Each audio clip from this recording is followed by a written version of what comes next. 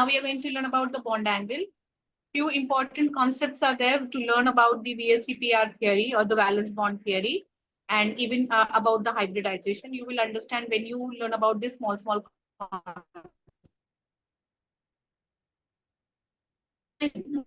what is about the bond angle? See over here. Ma'am, your voice is breaking.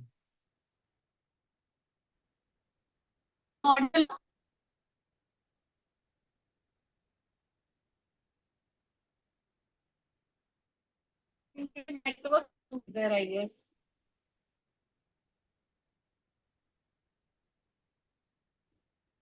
Am I audible now? Yes, ma'am. Dhananjay? Yes, ma'am, you're Fine. audible. Yeah, if you face any problem, please inform me so I can adjust my place. Okay. Because of that only I didn't turn my video on. Fine. Okay. Okay. Okay.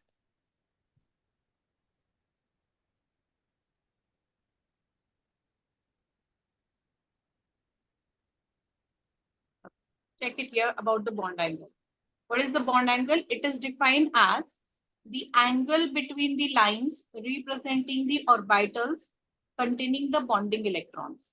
For example, suppose here is the oxygen, hydrogen, and the hydrogen. So the angle in between these two bonds,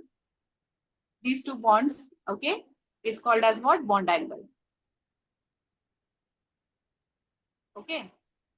So it helps us to determine the shape of particular molecule.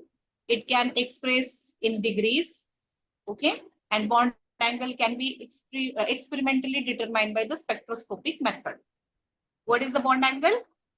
It is defined as the angle between the lines representing the orbital containing the bonding electrons. So here would be the orbital which consists the bonding electron. For example, this is a sigma bond. What is sigma bond and what is pi bond? You'll come to know. Both are the sigma bond, right? And within this two bond, whatever angle is there, that is a bond angle. It is expressed in terms of degrees. For example, bond angle in between water molecule would be either 104 degrees something. Yeah. Now, 104, yeah, 104 only, not 120 or 104. I'm not sure about, I'll let you know about, okay? Give me 2 minutes, I'll confirm and I'll let you know. But then Okay. above 100 it would be, for sure. Now, next is the bond enthalpy. What is the bond enthalpy? So it is amount of energy required to break 1 mole of bonds, right? Amount of energy required to break 1 mole of bond of a particular type of separate them into the gaseous atom, right? Means how much energy you would require to break a 1 mole of bond and to make them a separate atom in their gaseous state. That is called as the bond enthalpy, correct? Greater the bond enthalpy, stronger is the bond, right? For example, hydrogen bond enthalpy is 435.8 kilojoule per mole, whereas magnitude of bond enthalpy is also related to the multiplicity. Means if there would be the double bond, then your bond enthalpy would be more. If there would be triple bond, bond enthalpy would be more. For example, carbon-carbon single bond, its bond enthalpy is 347 kilojoule per mole, whereas carbon-carbon double bond, its bond enthalpy is 610 kilojoule per mole. Clear? Yes, ma'am. Understood. Means if there is a double bond, single bonds bond enthalpy is less. Double bonds bond enthalpy is more. Fine. Now see, in polyatomic molecule, the term mean or average bond enthalpy is used. If there would be polyatomic ion or polyatomic molecule, that time we use which bond enthalpy? Mean or average. We have to take the average for that. Fine. Now I'll move down.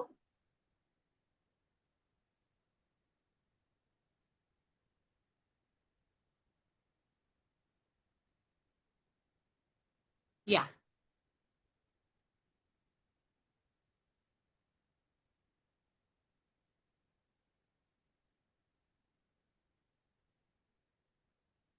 Bond enthalpies are given, see here, of some bond. And now we are going to learn about the bond order.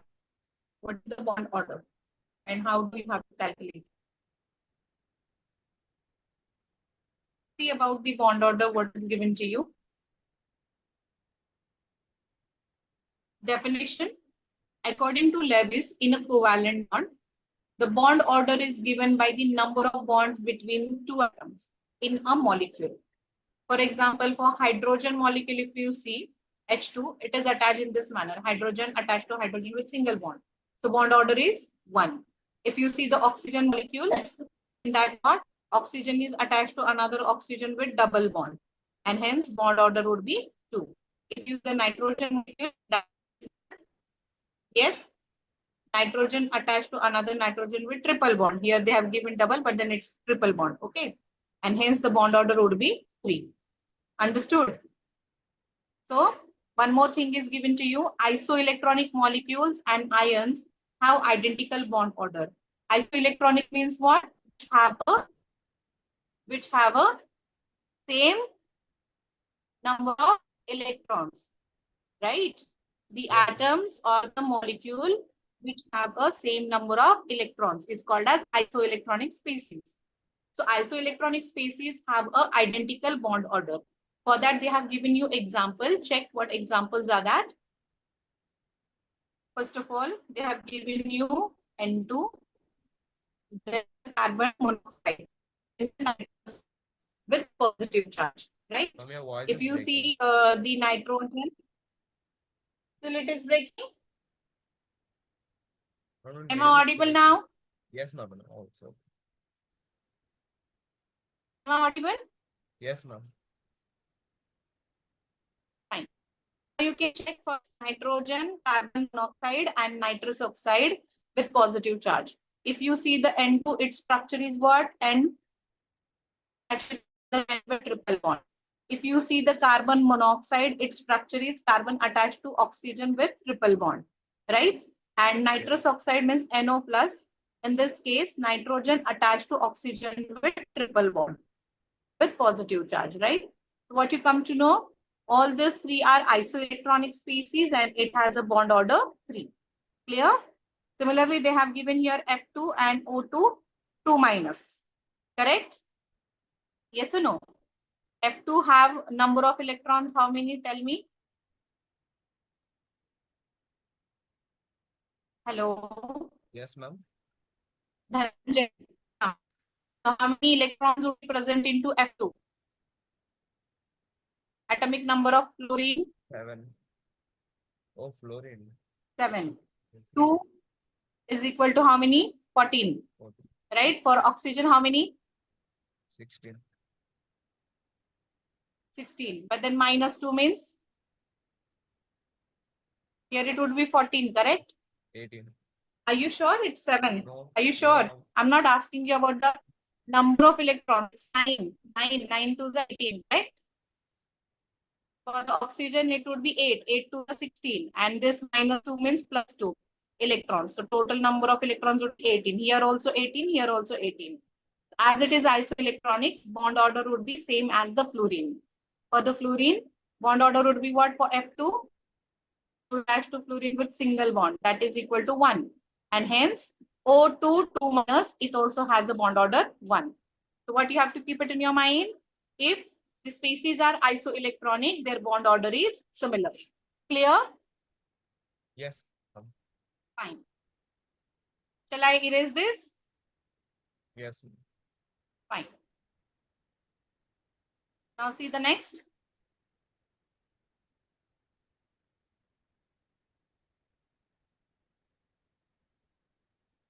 Hello. Huh? Wait a minute. Huh? Huh? Yeah, you can check here. First few examples are given for the bond order. Hello. Few examples for the bond order has been given to you. That are what? See for the fluorine. Fluorine attached to another fluorine with only one single bond, hence bond order is 1. Oxygen attached to another oxygen with 2 double bond, and hence bond order is 2. And nitrogen attached to another nitrogen with 3 bonds, and hence the bond order is 3. You can see the ozone and even the nitrate molecule and its structure. You can check it out here. In the C, this is your first oxygen, this is your second oxygen, and this is your third oxygen. First oxygen and second oxygen is attached to with each other by only one bond, and hence its bond order is 1. right? First oxygen and third oxygen is attached to each other with double bond, and hence its bond order is 2, right? And if you see the nitrate structure in that as well, suppose this is your nitrogen at the center. This is your first oxygen, this is your first oxygen, second oxygen, and the third oxygen. In that you can check first and third. Hello, am I audible? Yes, ma'am. Fine. So in this, what happened? First oxygen and the nitrogen is attached to each other with bond order 1, right? Then third oxygen and nitrogen attached to each other with bond order 1. Then second oxygen and nitrogen attached to with each other by the bond order 2. What happened? I have seen what is named that just one has been joined and suddenly he disappeared. How come? I have no idea, ma'am. Fine. I hope you understand. Yes, ma'am. Fine. Ma'am, if they ask the total means for nitrate, we should write 4, ma'am. Sorry. Ma'am, if they ask the bond order of nitrate, should we write 4? No, they won't ask you directly for the nitrate bond order. Like they may ask you either nitrous oxide, NO plus, or they may ask for the carbon monoxide. If they would ask nitrate, they won't ask directly. They may give you the numbers and they may ask you the bond order in between the atoms. Okay, because it's not a fix. Okay. It's a resonating structures. And why it is resonating structure? Because these electrons are delocalized continuously. We cannot isolate them. Understood? The next point that only I'm going to explain you. So you'll understand why they won't ask directly for the nitrate. Okay? Okay. Fine. So the next part that only we are going to see about the resonance. You have learned this chapter in your school or not yet? Which chapter, ma'am? This chemical bonding and the molecular structure. No, ma'am, my college didn't start It yet. has been taught to you or not? No, ma'am, my Started. college. No, ma'am, it didn't start. Acha, acha. Acha, acha. It's not started yet. Fine, no issues. So the next point which I'm going to explain, that is quite important and very, very like important, I must say, because in grade 11th and 12th, you have to focus much on this. So what is the resonating structure or resonance structure? See what is given to you in this.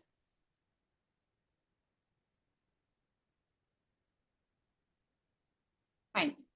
There are many molecules whose behavior cannot be explained by single Lewis structure. Single Lewis structure. Okay. For example, Lewis structure of ozone represent as follows. Now, how it has been like represent and why it has been represented as follows. So the reason would be what? I'll let you know. This is your oxygen, correct? Here would be oxygen-oxygen double bond, right? Here one more oxygen is there with negative charge, right? Here how many? 6 electrons they have shown. So I'm going to show it with a negative charge, right? Here would be your electrons, right? And here also would be your electrons, correct? Yes or no? Yes, Now what ma'am. happened? We can localize this electron over here. How come? So this negatively charged electron will bond over here, and this doubly bonded electron can be shifted onto the oxygen. Voice is breaking. So bond length we have already learned. Sorry? Voice is breaking. Are you understanding? Am I audible? Yes, ma'am, now it's clear. Okay, fine. See what happened, this negatively charged electron on the oxygen would be formed double bond in between this oxygen. Suppose this is oxygen number 1, this is oxygen number 2, and this is oxygen number 3, correct? So it will form a double bond in between oxygen 1 and oxygen 2, right? And the double bond present in between oxygen number 2 and oxygen number 3 can be delocalized and move on to the oxygen third, right? So you will get a structure which was identical with the first, but then only what happened, charge get delocalized. Means this oxygen 1 would be connected to the another oxygen with double bond now. Here is the lone pair as it is. And this double bond would be converted into single bond, and this oxygen would become with the negative charge. So is there any difference in between this structure and this structure? Only what? Charge difference. Here already negative charge was there and that has been shifted into the last oxygen, right? Or third oxygen from the first. Correct? Yes. Yes or no? Why this Yes. has happened? This has happened due to delocalization of electrons. Right? And why it is possible? Due to resonance. Why it is possible? It is possible due to resonance. Understand? So these two structure, if I have to, means I don't know this when it will be happen, because it's happened within a fraction of second. In millisecond also we can say it's happened in a fraction of second. So we cannot isolate these forms, means whether charge is on the first oxygen or charge is on the third oxygen, that we cannot predict. We cannot isolate them. Hence, we have to write this structure in the form of hybrid. It may be present on first oxygen or it may be present on third oxygen. On the basis of that, the hybrid structure can be written oxygen here, your second oxygen, your third oxygen in the ozone molecule, right? And here you have to show the bond, means that the bond either present in between your first and second, or maybe in that third atom. Okay, fine. So this was resonance. This is what? Resonance Voice is still breaks. for, yeah, ozone molecule. Understand what it is? Resonance hybrid for the ozone molecule. Clear? Yes, ma'am. Yes, understood? Yeah. Yes, Dhananjay, ma'am. understood? Yes, ma'am. Fine. Fine. Shall I erase it now? Ma'am. Shall I erase it? Yes, ma'am. idea ఇలాంటి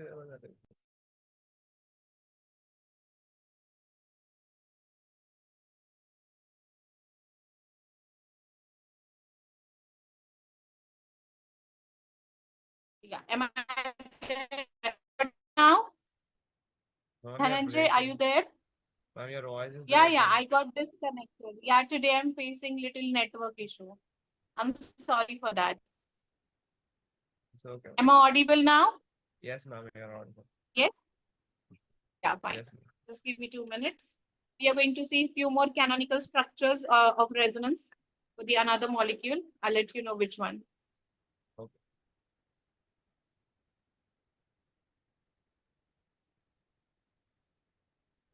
Yeah. See what is given over here. Thus, according to the concept of resonance,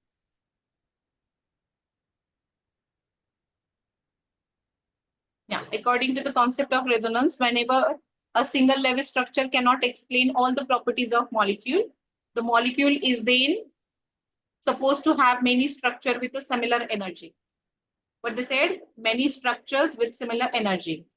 Position of nuclei, bonding and non-bonding pairs of electron are taken as a canonical structure of the hybrid, which describe the molecule accurately. In which form we have to explain it? In a canonical structures. So whatever structures you are able to see this for the phenol, these are what? Canonical forms. What it is? What is the meaning of canon? Okay.